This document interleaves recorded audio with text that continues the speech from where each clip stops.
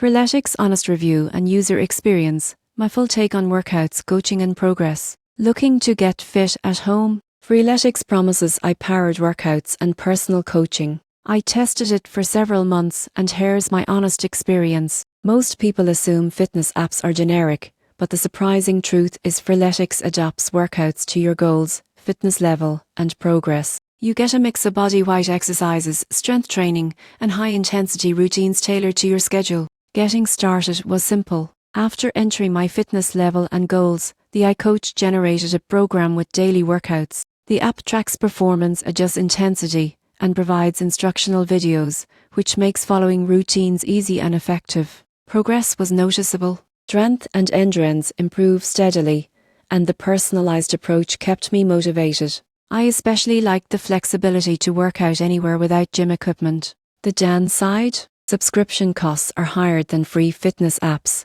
and results depend on consistency and effort. Some advanced routines may require space or minimal equipment. In conclusion, Freeletics offers a smart, adaptive approach to fitness. With iCoaching, structured programs, and clear progress tracking, it's an effective tool for home workouts. For anyone seeking flexibility, guidance, and measurable results, Freeletics is worth trying.